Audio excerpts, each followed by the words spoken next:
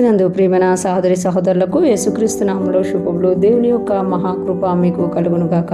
ఈరోజు దేవుడు మనకిచ్చిన మాట 91వ కీర్తన 10వ వచనం, నీకు అపాయమేమీ రాదు, ఏ తెగులును నీ గుడారమును సమీపించదు.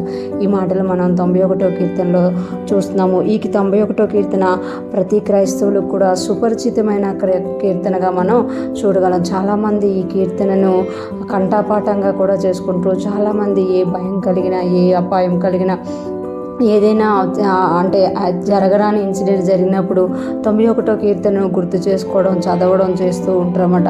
ఈ కీర్తన మొదట్లోనే ఉంటుంది కదా, మహోన్నతిని చాటు నివసించువాడే సర్వశక్తి నీడను విశ్రమించువారు. ఎవరైతే మహోన్నతిని చాటును నివసించడం మొదలెడతారో, అంటే ఎవరైతే వారి యొక్క ప్రయాణమును మహోన్నతిని చాటు నుండి మొదలు పెడతారో, మహోన్నతుడైన దేవుణ్ణి తెలుసుకోవడం ఒక ఎత్తు అయితే, ఆ మహోన్నతిని చాటున నివసించడము మరి ఒక ఎత్తనమాట. ఎప్పుడైతే మనం మహోన్నతిని చాటున నివసించడం మొదలెడతామో సర్వశక్తి నీడను విశ్రమిస్తామంట.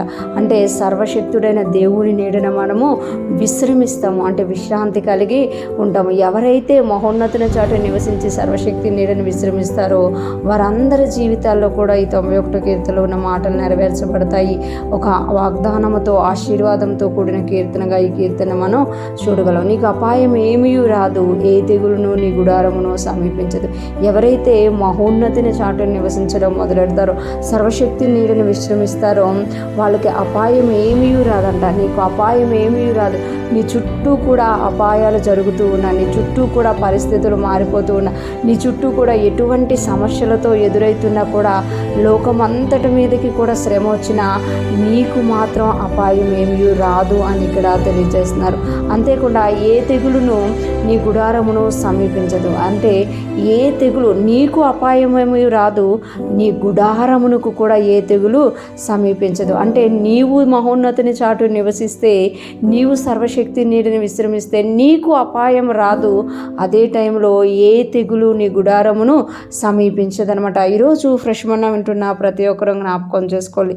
ఎప్పుడైతే మనము యేసయ్య దగ్గరికి వస్తున్నామో, యేసయ్య చాటు నివసించడం మొదలెడతామో, ఆయన సన్నిధిలో మనం విశ్రమించే వారంగా ఉంటాం. సర్వశక్తి నీడలో విశ్రమించుతాము. విశ్రమించడమే కాదండి, ఆ యొక్క మన జీవితాల్లో ఏ అపాయము కలగకుండా దేవుడు కాపాడతాడంట. ఈ లోకంలో ఎవరికి ఎటువంటి అపాయాలు వస్తున్నా మనకు మాత్రం ఏ అపాయము రాదనమాట. అంతేకాకుండా మన గుడారానికి ఏ తెగులు సమీపించదు. ఈరోజు ఫ్రెష్ మన్నా వింటున్న ప్రతి ఒక్కరి జీవితంలో కూడా మనమందరం కూడా ఈ మాట నెరవేర్చుకుందాం గాక. మనం మహోన్నతిని చాటును నివసిస్తూ, సర్వశక్తి నీడని విశ్రమిస్తూ, మనము దేవునితో జీవిస్తూ, దేవుడితో మనం ఉంటున్నాము కాబట్టి మనకి ఏ అపాయం రాకుండా, ఏ తెగులు మన గుడారమునకు సమీపించకుండా ఆయన కాపాడే దేవుడుగా ఉన్నారు. ఈరోజు ఫ్రెష్ మన్నా వింటున్న ప్రతి ఒక్కరిలో కూడా ఇంకా ఎవరైనా యేసుని రక్షకుడిగా అంగీకరించకపోతే, మహోన్నతిని చాటున నివసించడము మొదలు పెట్టకపోతే ఈరోజే శుభదినము.